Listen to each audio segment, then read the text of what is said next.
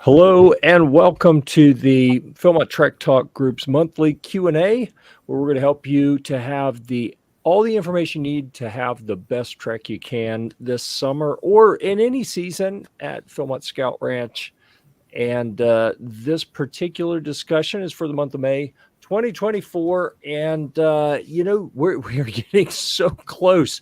No joke. As little as 32 seconds ago, I was talking to my daughter who is trying to book her flight to go out to be on staff at Philmont. So I know as much as crews are getting ready, the staff is a little bit ahead of you in trying to get booked so they can get out there and figure out how to be ready for all the campers when they show up this summer.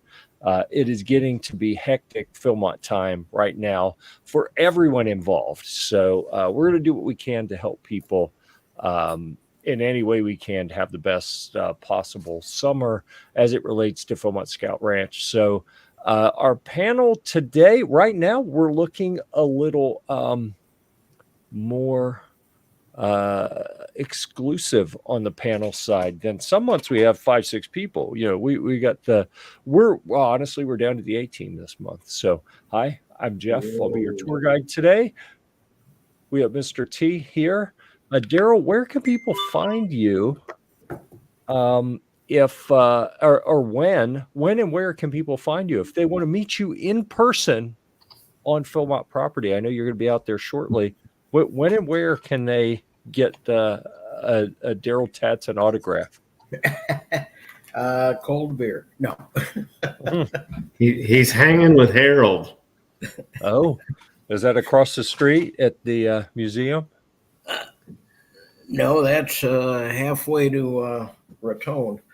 Yeah. Cold beer is anyway. Good cold beer. Yeah. Yeah. In and around the Welcome Center. I arrived the 7th, 8th. I arrived the 9th out of there on the 23rd or so, whatever 2 weeks Sunday is. So Okay. Looking forward to meeting folks. You're not saying this month, are you? You're talking about at the end of June you'll be there, or you'll be there at the end of May? June. No, end June. of June. Gotcha. June That's 9th. what I thought. Yeah. We're already past May 9th. Yeah. Yeah. You've been smelling salt water too much. I don't math good. Yeah. So anyhow, Darrel it is one of the more experienced as a trekker, as an organizer of treks, and also doing time in a staff role. Mark, you want to introduce yourself? Tell us about your background a little bit. I'm Mark Schwer. I am a 9 years staff member, a PSA Life member, and I'm on the PSA Scholarship Committee. Nice. For any of you that have scouts that want to go out to Philmont on individual treks, the Philmont Staff Association provides scholarship money for kids in need, because some of those programs are getting a little spendy. And we can help kids get there. And I'm pretty active with a lot of things with the PSA.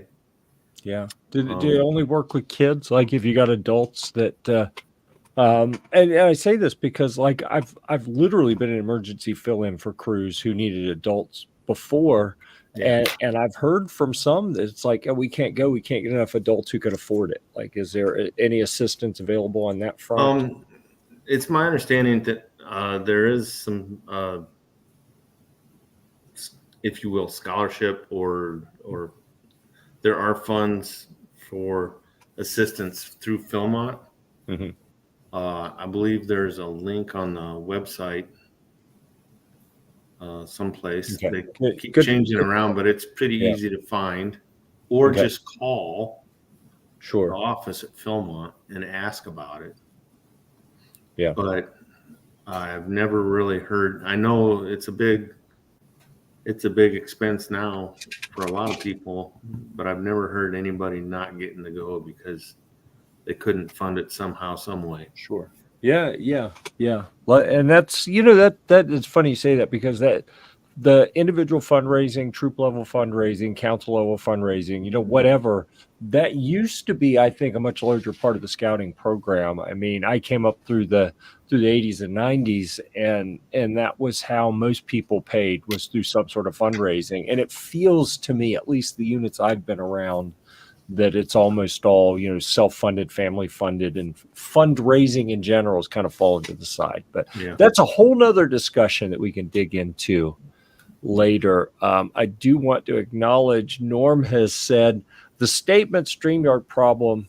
I'm curious, is Norm, are you saying you're noticing some sort of problem, or are you referencing what I said earlier about I can't get it to work through the platform that I use is StreamYard, and my link to the Philmont Trek Talk group on Facebook, where it has let me publish this discussion, as a live broadcast through the group. It's let me do it for over we've been doing this a few years now, right? For some reason in the last month or two, I can broadcast on my Facebook page, on my business's Facebook page, but I can't get to the one for this group. And it puts me in a loop of, you don't have the right permissions. Click here to get permissions. And I click grant permissions, and it comes back. It refreshes and says, you appear to have not clicked for all the permissions. And I'm like, well, no, but I did. So I'll try to figure that out for the next one, so that we'll be on the Philmont Trek Talk group. I know a lot of people are accustomed to participating in this discussion there. So I do appreciate the people who have shown up on YouTube to follow along with this. Let's see. So Norm is out there, and he said, never mind, it asked for permission. So I suspect that, actually, I'm not sure what that means. It appears to work fine. It appears to work. I got a note from Sal. He says he'll be here in a bit. Okay. It looks like Rob has said he will be here in a bit as well. So this party may be getting bigger. You never know. And I think Kevin had said he may show up as well. So okay, we got a comment there. Scholarship as an adult for 24. Oh wow, that's cool. I'd be interested in that, but I couldn't take it with a straight face because I just got back from a cruise and I'm doing another one in a month. And it's like, I wouldn't be able to justify looking in the mirror and saying, y'all let me go on a cruise and to Philmont. So yeah, I'll pay my own way, but it is good to know in case that ever becomes an option. I want to say I'm jealous, but I suspect Rob's in front of a green screen and not actually. That's a shot from Bear Cave's campsite. Yeah. Yeah, I just didn't know they have Wi-Fi up there. It's amazing. Yeah. Right. So welcome, Rob from High Adventure Scouting. Is it you.com.org? I don't remember. .com. Yeah. .com. I start typing and it automatically fills in the rest. I never have to type the end of it. So that's what happens when you go there so much, right? Exactly. Right. So Darrel put an agenda together for us. Updates from Philmont, last minute to-dos, double check your reservations. Boy, that could be important for, it is cool when you hear about, a crew advisor who is like, people, go check your airline flights. We had something wrong or something changed and they figured it out in time. Much better when they figure it out on time than when they don't figure it out on time. Get your forms into Philmont and what to expect on arrival and what to do until the bus leaves for the trailhead. So we got several things to talk about here. Darrel, thank you for creating this agenda. I am actually going to copy this and drop it. Why not? I'm just going to drop it in the comments so we can all reference the agenda that we have here. And Sal's looking for the link. And yes, like you said, scroll up and it's in that chat. The private chat that we call Philmont Gear Wizards. I'm not even sure why I named that a few years ago, I think. So let's see. Device is not connected. Looks like Sal is going to join us from Suncoast Wilderness First Aid and the Tampa Bay, whatever their council is called down there, council contingent lead, and yada Yeah. yada yada, and In vegan, Tampa Bay, vegan and boots and team chair and whatever. I feel dirty just saying that. yeah, down there where he is in Tampa, they call it the Tampa Bay area. Tampa Council. Bay area. Good. They're pretty inventive. Yeah. Lots of creativity at play there. What should we Yeah. call the council? Yeah. So let's see. Looking at our agenda, updates from Philmont. I imagine Sal. What am I saying? Darrel, Mr. T. Would you like to give us any official updates from the? Well, as you mentioned earlier, we are the unofficial voice. Mhm. You know, we don't speak with you know, the full authority of Philmont, but we have it on pretty good understanding. I asked some questions and I got some responses. There's been significant snowfall in the mountains. They had rain the other day and snow in the mountains. So the moisture situation and streams and gathering of water should be very positive this year. That sounds good. I'd like to think soggy things are harder to burn too. So that could be Right. positive. The negative that because of the snow, some of the first crews may be rerouted from the upper peak camps. Huh. Baldy Town, French Henry, Phillips, maybe Comanche Peak on that, maybe on that list. So if you're a 6, 8, 9, 10, 11 crew arriving the first week, don't be upset. It's the way it is. And the final word will be when the crew leader and the crew advisor have their logistics conference on check-in, and they'll advise you at that time if there's any reroutes or whatever. And I've been through that. A couple years ago, we were starting out down by Rayado, where the fire had bumped right up against the edge of Philmont property and scarred a little bit of the area that we were supposed to be going into, and they rerouted us, and it was a complete surprise. I mean, with the crew leader went into that logistics meeting and was told, "Here's what we're doing."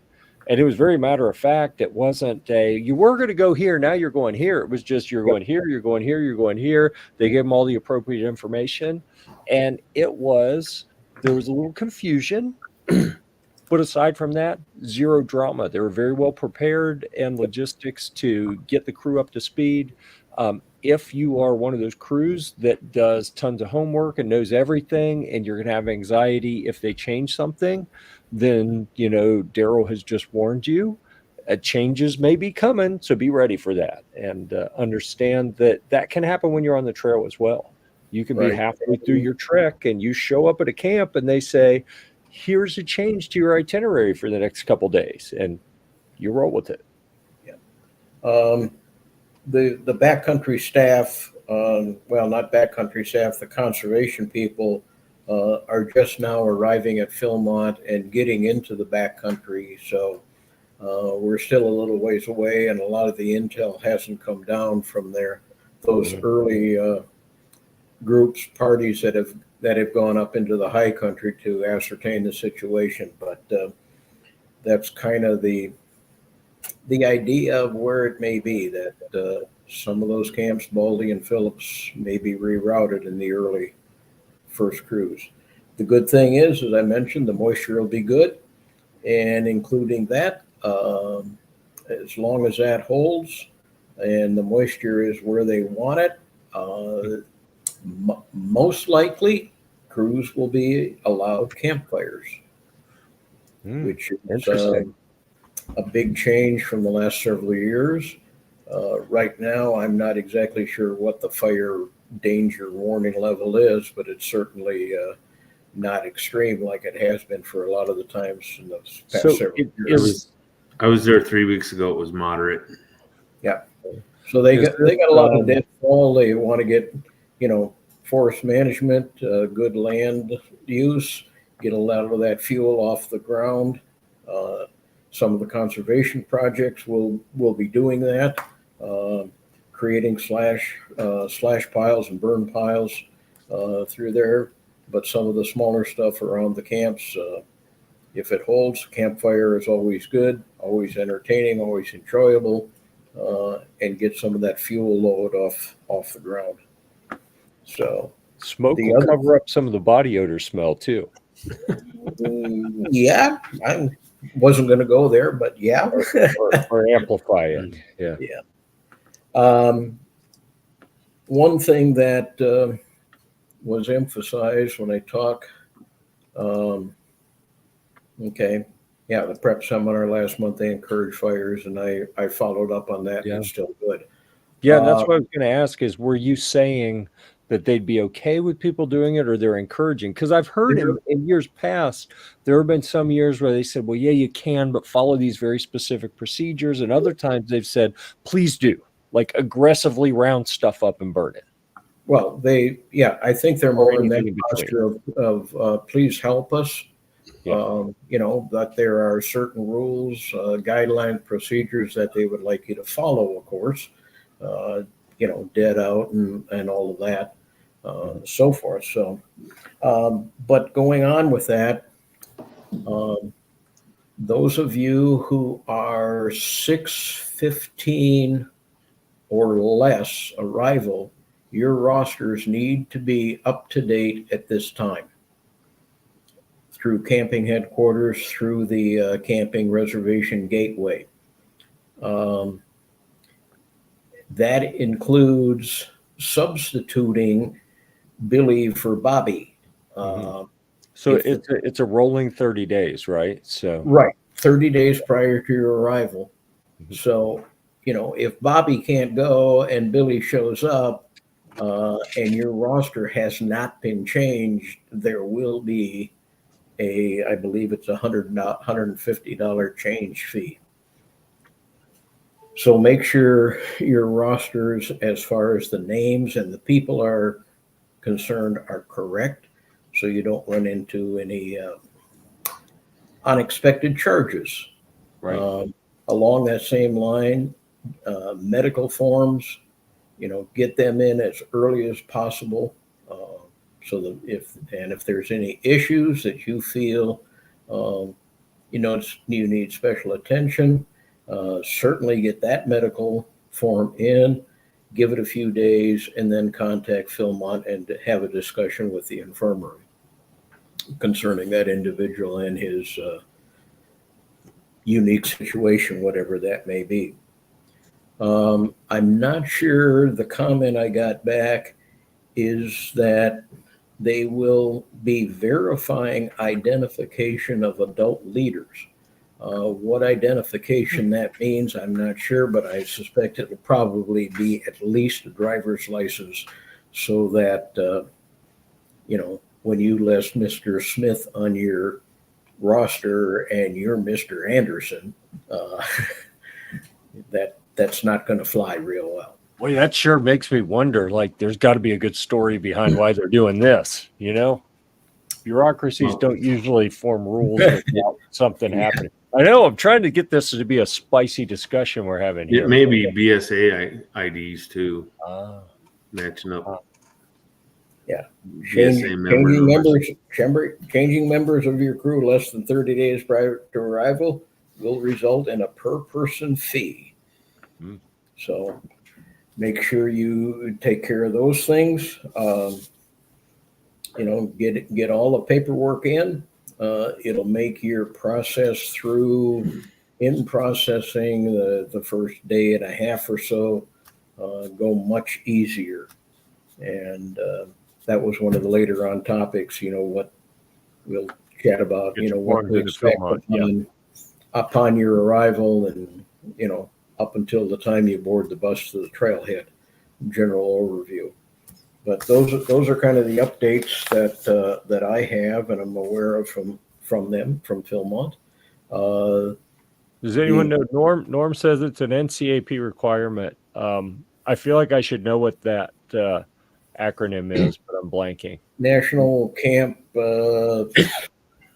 Like accreditation program, something like that. Yeah, something like a program or policies, and they're talking driver's license ID, and that's what I pretty well figured it would be.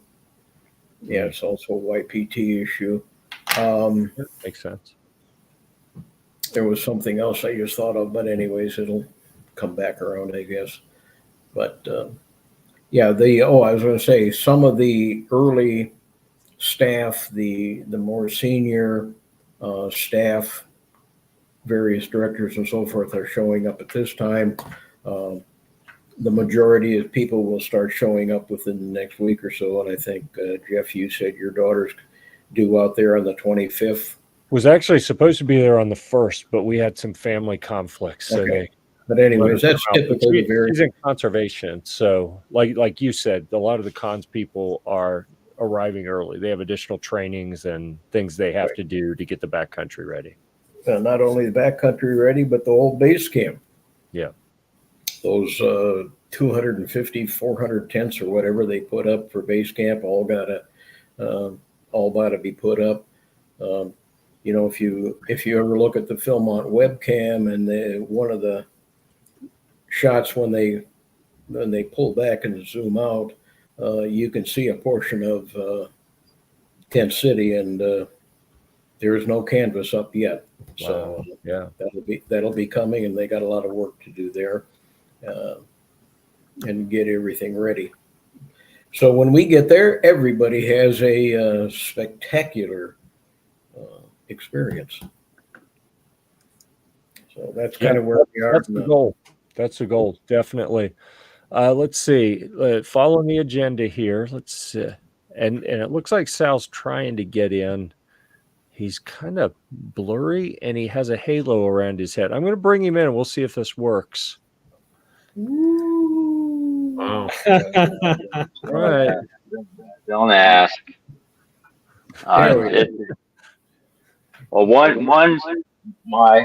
My computer's not working for some reason. It was better with that bright light in the back. Yes, thanks a lot. Yeah. So where we are on the agenda is we were, let's see, last minute to-dos. I think we covered much of that. Anyone have any other thoughts, like because we got crews that are in the 30 days or less before they arrive window now, right? So my big comment is advise the crew to be safe. And I've had a couple of crews, high school graduation, they had the party, and they're shooting hoops in the backyard and the driveway, and the young man who's the crew leader going to Philmont comes down wrong and breaks his ankle, dislocates his knee. Be extra special, careful. And I would carry it through official activities as well as informal stuff. Like, I'm nervous because the crew that I am scheduled to go with in July has whitewater rafting scheduled a couple days before the trek. And I'm thinking, you know what? That's amazing that you're going to be kind of at altitude, acclimating, doing something a little physical.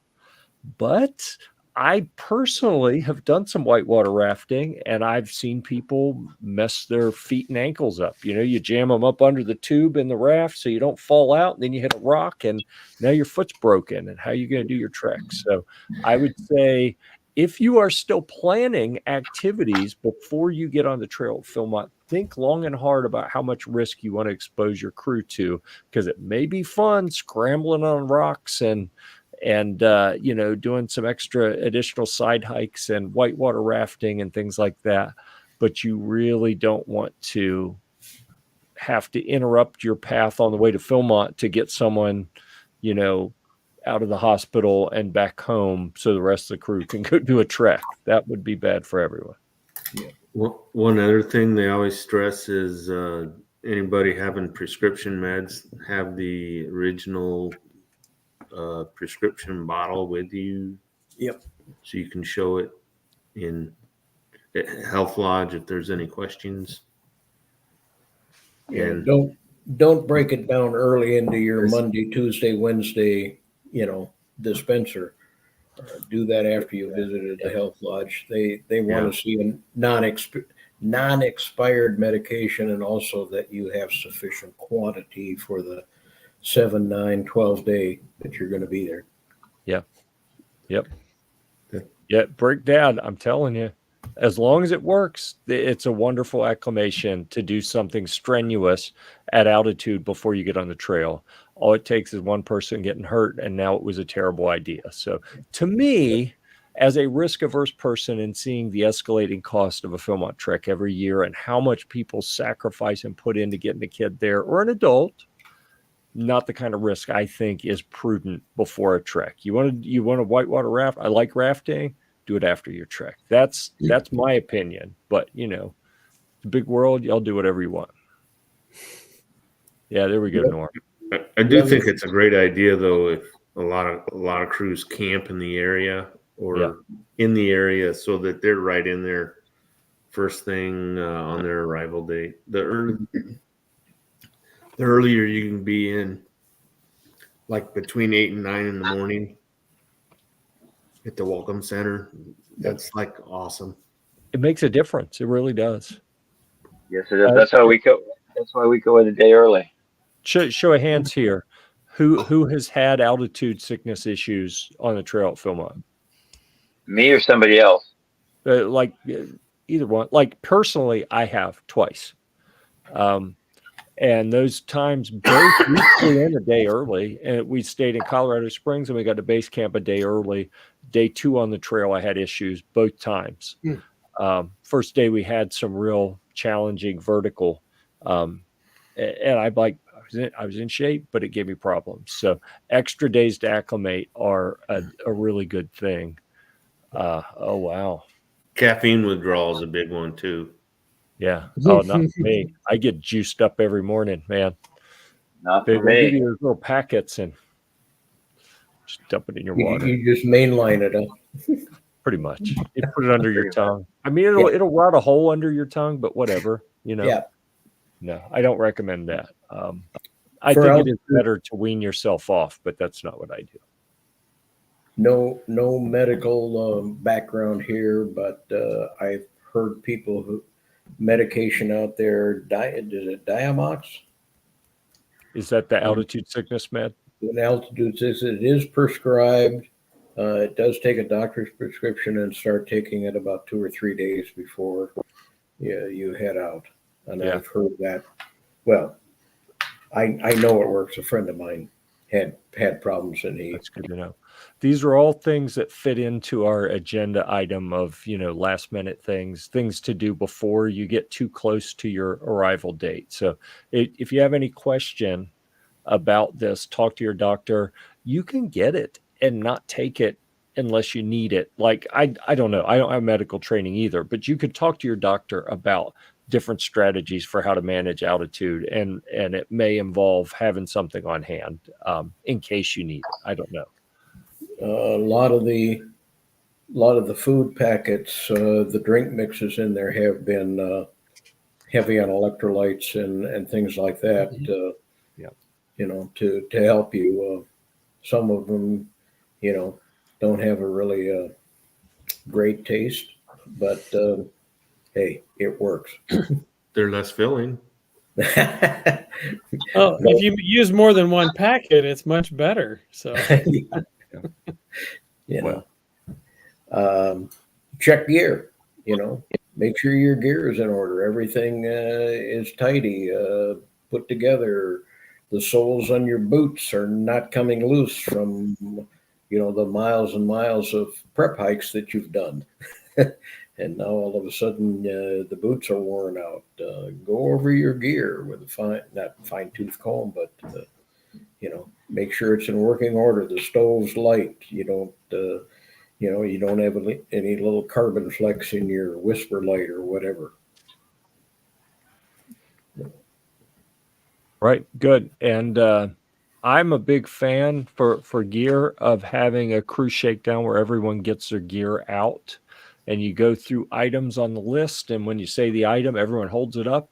And if people have anything different, you can talk about it and discuss. And then if you do that a month out, at least now you have time. If anyone is like, oh my goodness, I was going to carry this big heavy thing. I see you have this other thing and wow, it's cheap. I want to go get that. They have time to do it. Or, oh no, I just realized that the sole of my boot is starting to come off. I hadn't noticed that before. But I think that I've seen crews say, oh, we're not doing that because I don't want people critiquing my gear or whatever. You know what? I'm a gear nerd and I don't care what people think. You know, I want everyone to look at it and give me their feedback. And I think it's healthier for everyone to be able to help each other that way. Our contingents, we have a shakedown our final shakedown about a week before we leave. I've heard of crews that actually do their shakedown and then secure the backpack for the last week. Yeah.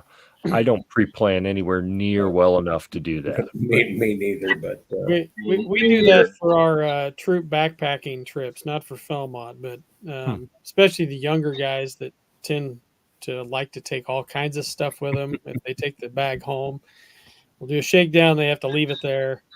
That's a good idea for Philmont. Yeah. Keeps mom from being able to load up the bag with everything that her little baby's going to need. Right. Yeah. Last year I saw a mother, is a little bit aside to Philmont, but a mother and son were coming up to register and sign in for NYLT. And mom was carrying all of the stuff. And the person doing registration started talking to her. You know, oh, glad to have you for NYLT. So glad you're going to be here for the week. And she goes, no. Johnny's. Well, why are you carrying his gear? Ooh, she got damned real quick. And I thought that's awesome. That's awesome.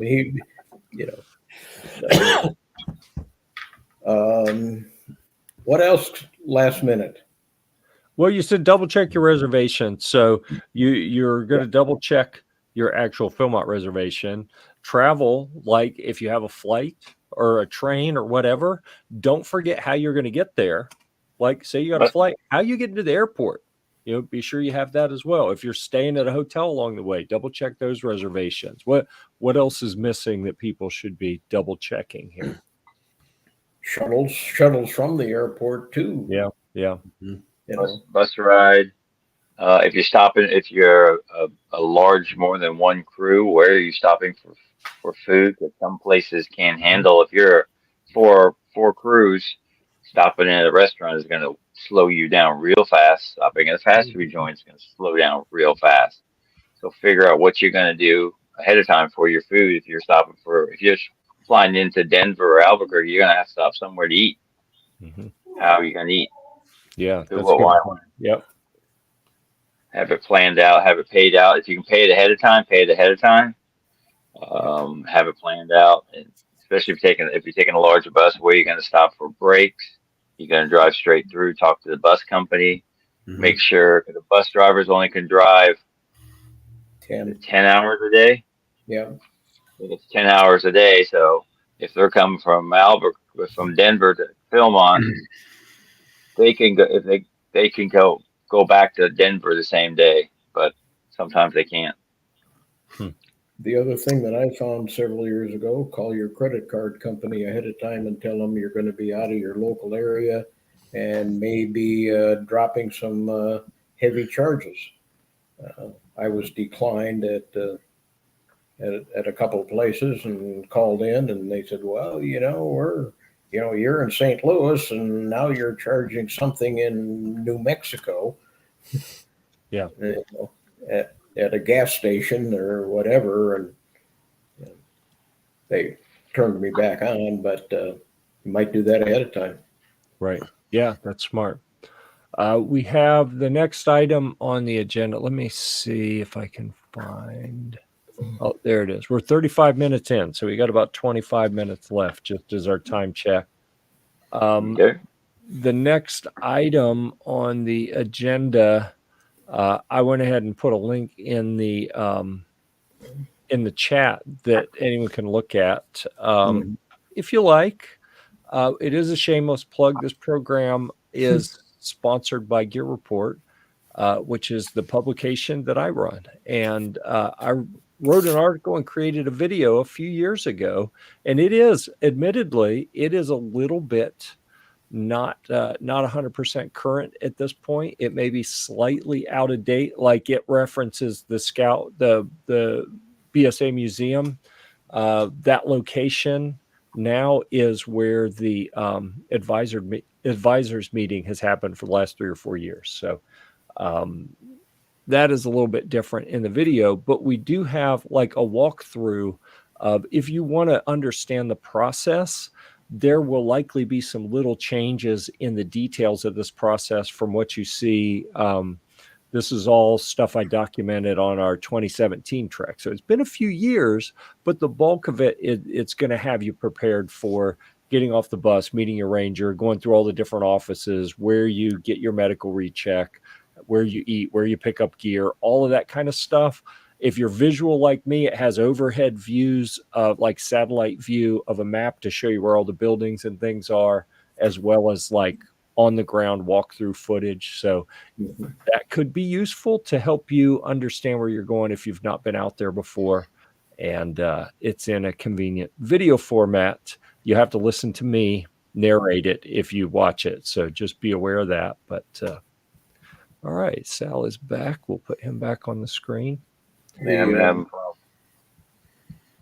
Yeah, those that arrive in, like I said, 2024 maybe have its tweaks or changes from it before, but if the past several years holds true, crews arriving a day early most likely will not meet their ranger that day.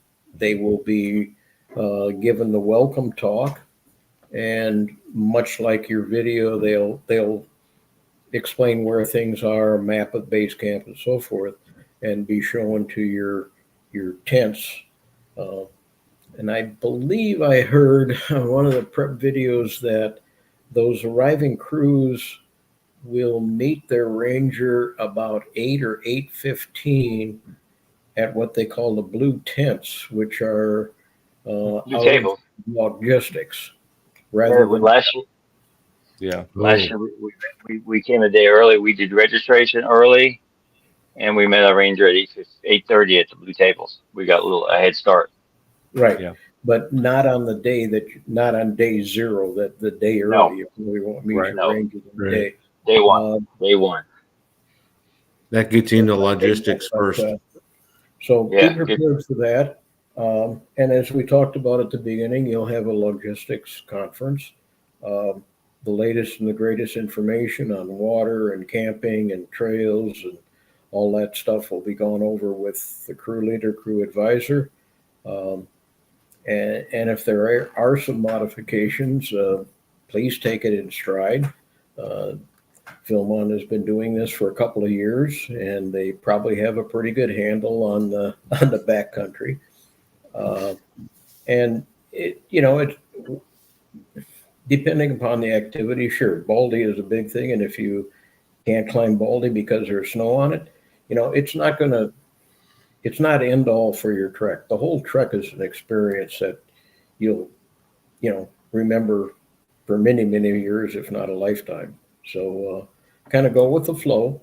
A lot of the check-in procedure is going to be moving around base camp, standing in lines, and taking care of all those things that you need to take care of, from being welcome to logistics. You'll have a photo. Your trail food will be issued.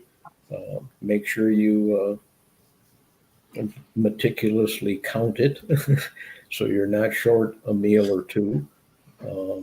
You'll be issued, if you're doing it, your camping gear. Stoves are required by the crew. They're not provided by Philmont. recheck at medical. The advisor will have a short visit with camping registrar and make sure that all the finances are taken care of, and so forth. So the first day one, is going to be pretty hectic. Typical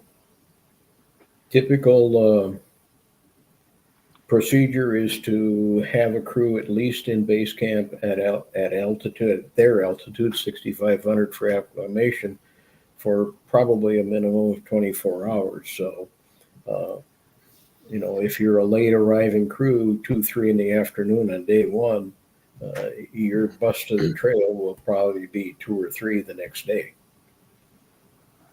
But all of that is pre-planned, pre-scheduled. One point, the last couple of years, they've done your ranger, when you do meet him, he will have an appointment time at logistics and at medical recheck. Those have been historically the 2 choke points, and the last several years, by assigning times, they've been able to minimize that a lot. So your logistics talk may actually be the day you hit the trail, the second day.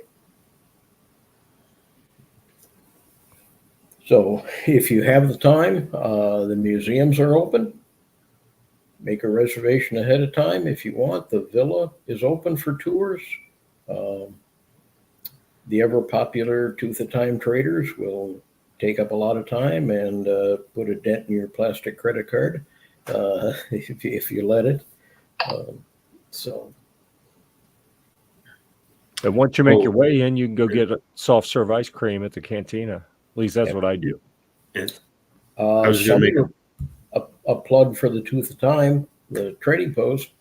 Everything they have, well, they have a lot of stuff that's not online, but that's, local and seasonal. But if you're viewing it online, making a purchase, you can actually have them hold it and pick it up when you arrive. They save a little bit on shipping for yourself. Right. We did that on the maps, I remember. So. Yeah. Yeah, I believe this is about the time, I think I hadn't checked, but there are going to be new maps for 2024, and they probably middle of May now, they should be in stock.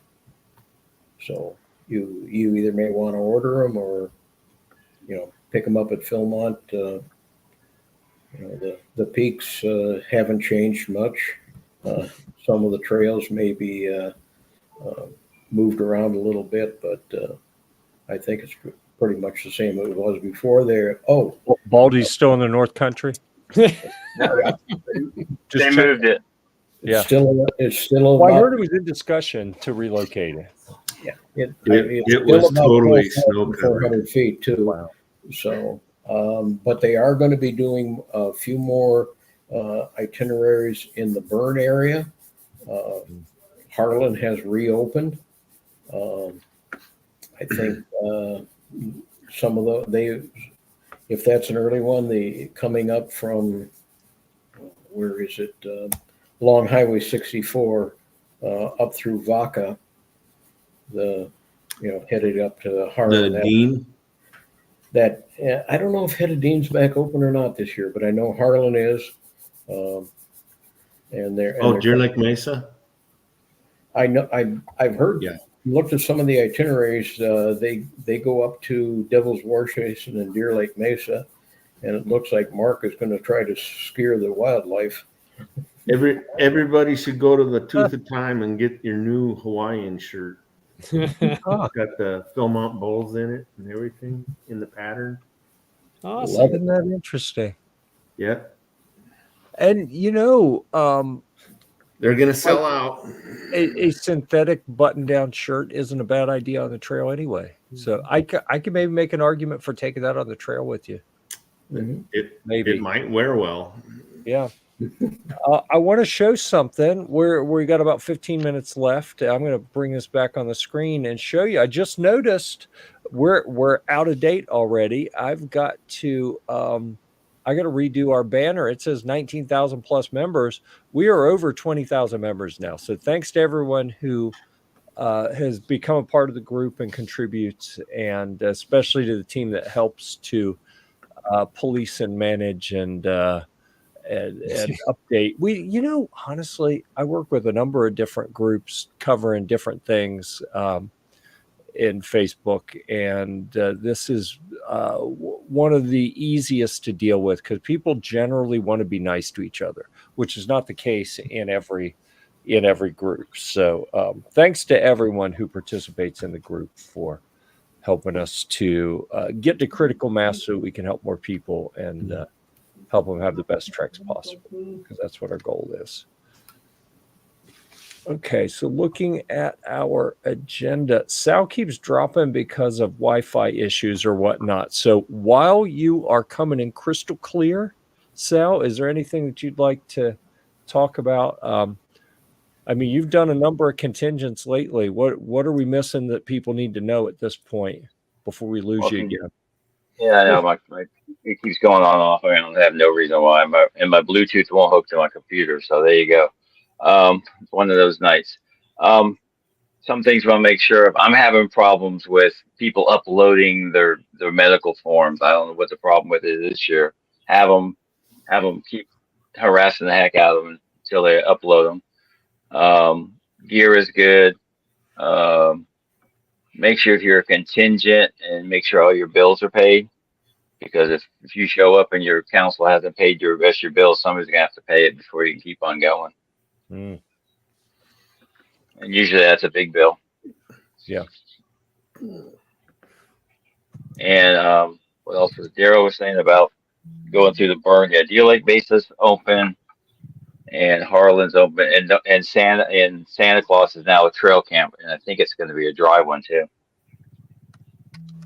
Also, Ring Place in the Vol is back open. Yep, and Carson Meadows is closed this year too. Yeah.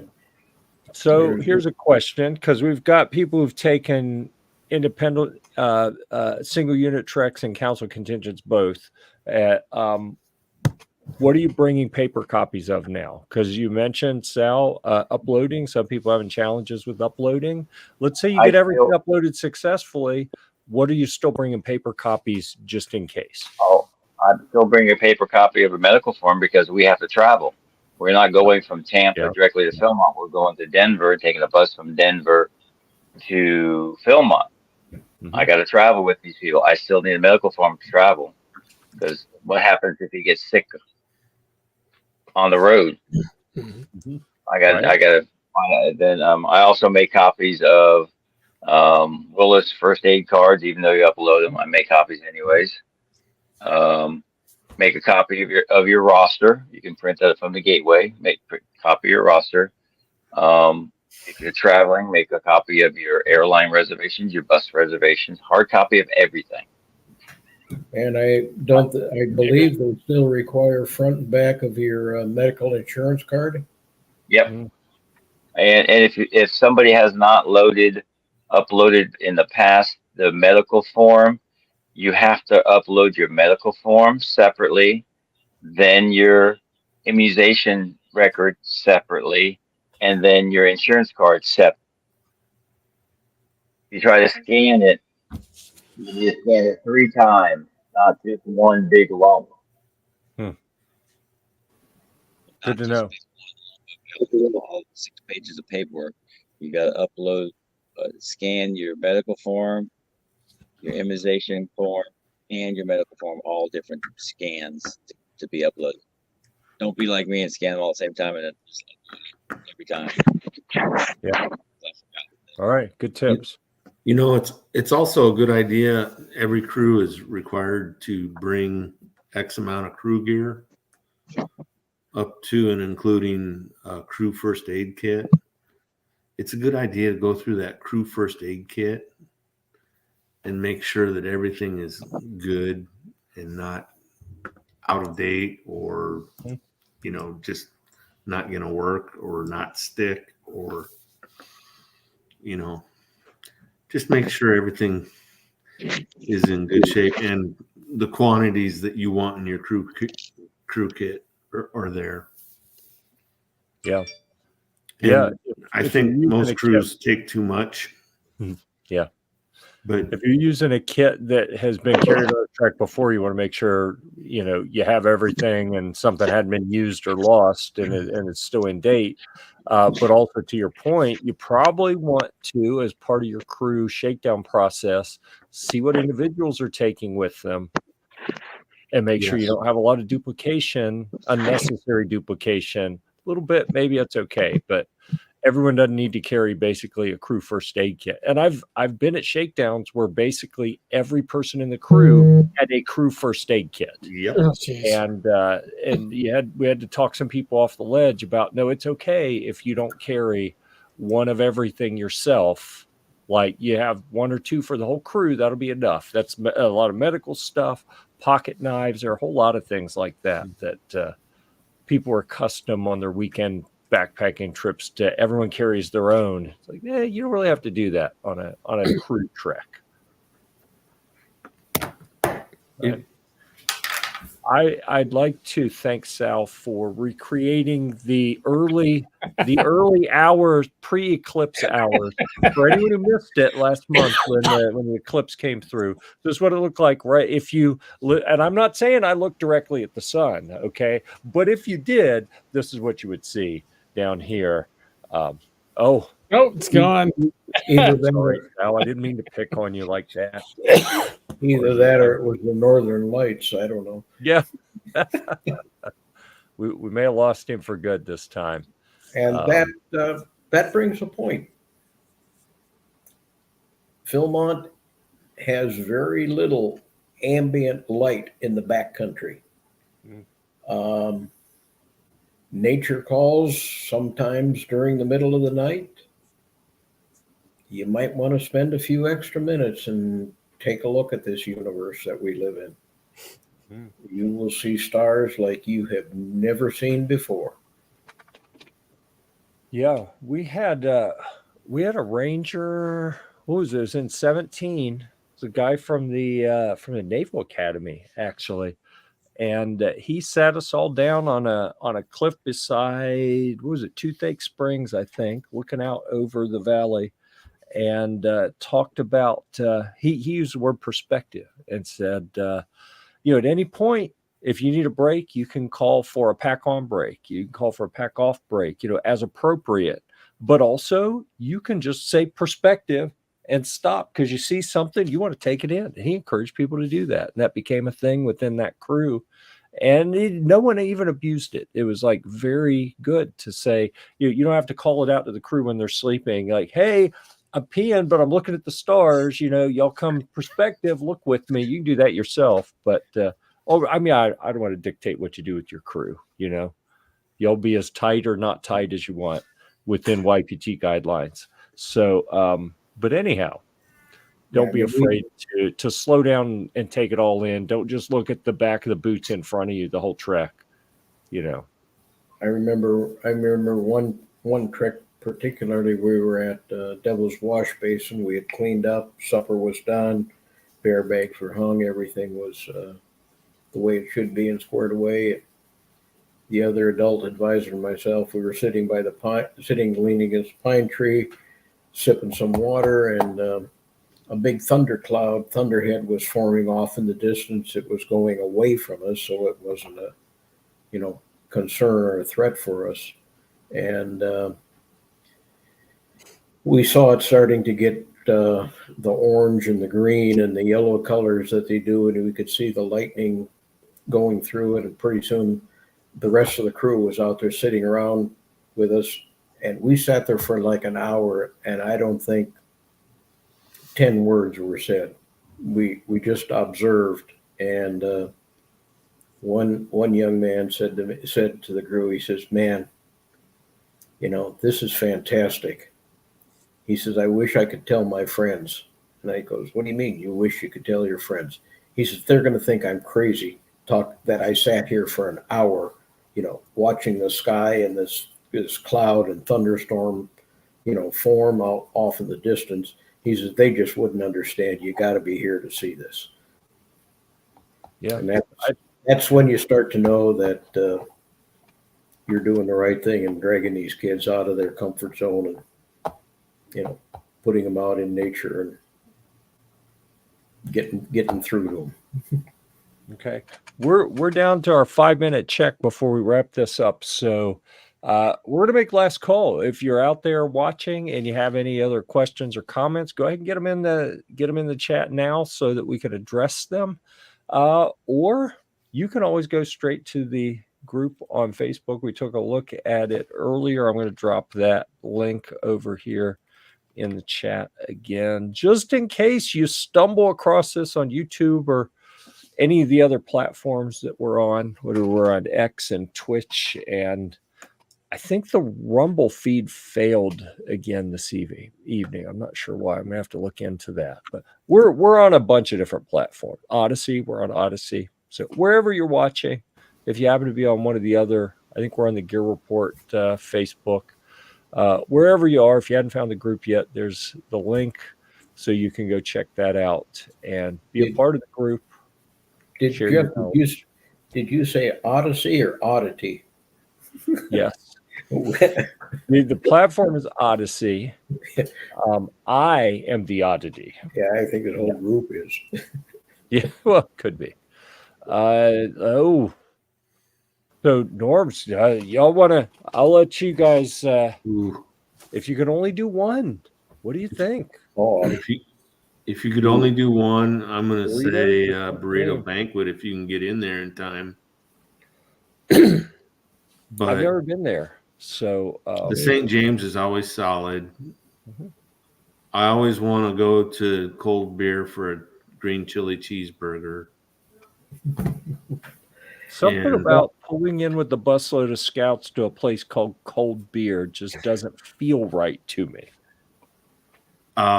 It's the most scout-friendly bar you'll ever walk into. I don't doubt that. Yeah. It's and the pizza out there is great. So if you're going to feed your crew pizza, I was there 2 years ago with a friend's group, and we met them out there, and they had pizza there before they came into Philmont. Yeah. one But the one morning- word of, one word of caution: coming off the trail and 12 days of trail food.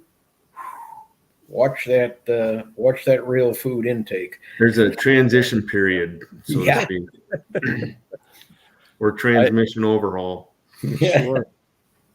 And we talked before about making reservations and checking reservations. Certainly, if you know you're going to get a dozen pizzas, that's a little shop in Cimarron. Don't assume that you can just call them up and pizzas will be, at base camp, at the picnic shelter in an hour. Ain't going to happen. Like best case scenario, I don't think they can turn around in an hour. If you prearrange it, you can probably, if they have someone available to drive, maybe they can bring them out to you at a prearranged time. But just do the courtesy of wherever you plan on going.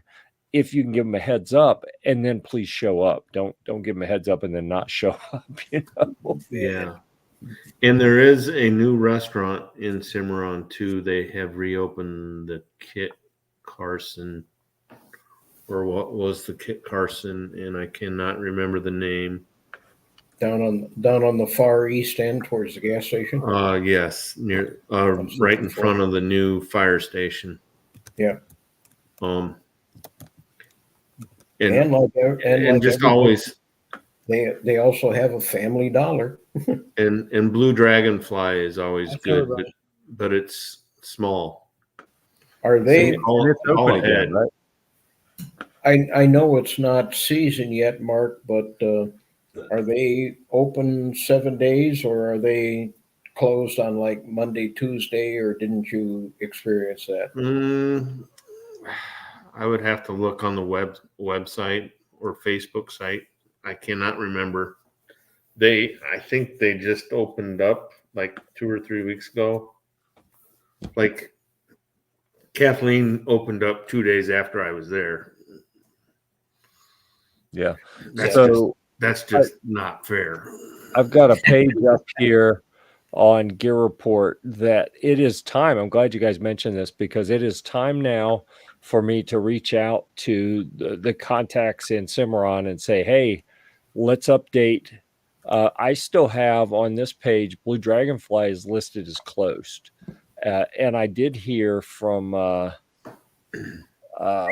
of Melissa's daughters that at the coffee shop that they changed some of their hours, as well as they mentioned that the Blue Dragonfly was open, which, you know, it broke my heart when it closed. That's literally the best burger I ever had was from there. Yeah. So, yeah, And- we'll get and that for those updated. that- I've got the link up. And for those that really want to spend the money, you can trip over to Red River and go to Texas Reds or someplace like that. Well, what I'm going to say, and we're at our hour, so I do want to wrap up. But what I'll say is this little town of Cimarron lives and dies by Philmont largely. You know, they have some other industry, some other things going on that frankly I don't know a lot about. But this is like a huge economic driver, and there are people who have sunk their lives and their life savings into building these little businesses to support us when we bring crews out there. And, you know, just because they did it doesn't mean you automatically have an obligation. But if you like that they're there and you'd like them to be there for people in the future, then try to stop by and patronize them and, you know, leave some money there to help keep their business around. I know I felt bad a couple years ago. I didn't argue as hard as I wish I would have when it was a council contingent said, well, we're going to go to Raton and get food. And I was like, oh, can we please just get it here? And well, no. And I think I could have convinced them, and that would have been 4 crews worth of money. That'd have been, you know, a big deal as far as cash influx for these little businesses. Not that it didn't make a difference for the businesses in Raton as well, but I think these little towns like Cimarron, it's more important than ever that we support them when we can. So please consider that. If you have an option to get food there in town or to drive an hour down the road, it's going to probably mean more to those businesses in Cimarron than it is the ones an hour down the road in a bigger town where they have a larger customer base.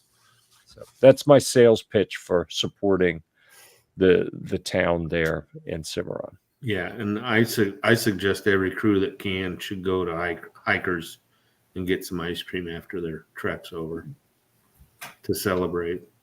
Yep. I've been dropped off before.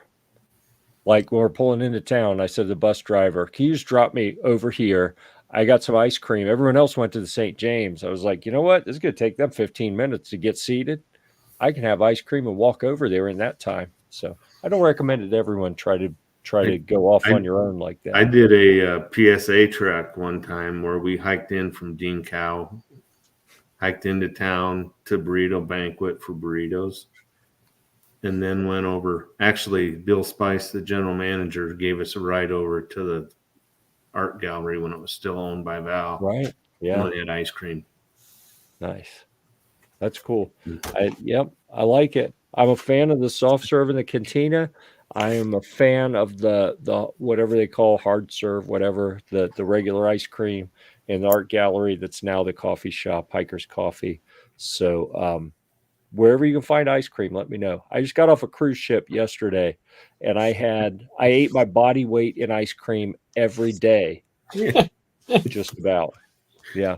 You just kept rotating in line at the soft serve there? They literally tried to wheel the soft serve machine and put it in the back of my car because they felt like, you know, it meant that much to me. And I said, no, there's not enough room. So anyhow. So how many quarts do you weigh, Jeff? All of them. All of them. Yeah. And about 15 more than I did before the trip too. I have additional weight to lose before the trek in July now. So I'm trying to get under 200 because we have horseback riding. You know what? We have horse riding. I don't think that you have to specify to ride the horse's back. I think that goes without saying. We have horse riding on that trek, and I want to be where's it at for that. I am going to have to go look at it to verify that. I don't recall because I suspect it's probably like Beaubien, but anybody that needs to really admire the new corral paint job and the boards and everything at Poniel when they go through there. Interesting. Do you have a story for? Oh, I just did the Philmont Service Corps week, and this year was Poniel. Nice. And we So you left your mark out there. Huh? I mean, campers are really going to notice the difference at the chuck wagon area and at the corrals. Yeah. And we redid all the lighting in all the buildings to LED. That was only a 1-day project, but it's the little things. But if you really notice, you're going to notice the corral if you go down there for horseback riding. Right. I'm trying to look it up, but honestly, now I'm second guessing which itinerary number it was. Is it 29? Let me see if it was 29. No, there's really not that many places. I mean, you got Beaubien and Poniel and Clark's. Yeah. We're going to be doing it sounds like it's not 100% go, but it sounds like a year from now in the fall, we will be doing a week project at Beaubien. Huh. Well, that sounds good. Okay, we've gone over our time by a few minutes. I would like to thank a couple groups of people. Number one, if you are watching this, thank you so much. We're here to try to help. So without people watching, there's no point in us doing this. So thank you so much for being there. Thanks for everyone who left comments and questions. Thanks for everyone in the Philmont Trek Talk group for contributing and helping everyone to have the best trek possible. Obviously, I would be remiss if I didn't thank our esteemed panel. Thank you, everyone, for sharing your knowledge. I'm even going to thank Sal, even though he bailed on us early. Thank you, Sal, Mark, High Adventure Rob, and Mr. Tadsen himself. We appreciate all of you being here. Thanks to you just touching me a little bit closer this year, watching my youngest pack to go be on staff and work in the backcountry this summer. So thanks to all the families and parents and all the people heading out there to make all this possible for us, customers, campers, whatever you want to call us, to go out and have the adventure of a lifetime. So, and all the adults volunteering their time to make it happen. So plenty of thanks to go around for everyone. Any parting words here before we close her down? Anyone? Have a great time if you're going this year. If you're prepping for 25, you got a lot of anticipation. You have a great time then. And next month's seminar or video, might be able to do a live. Yeah. I might be able to do a live catch up from Philmont. Well, Philmont or work goes by. Burrito You've been Banquet. creative the past few years. Yeah. Yo, we'll play Where in the World is Mr. T for the next one. That'll be good. Live from the Big Gorilla. Yeah. All right. Thanks again, everyone. I think we covered it all. So I think I'm going to shut it down. Is anybody not ready? Icon.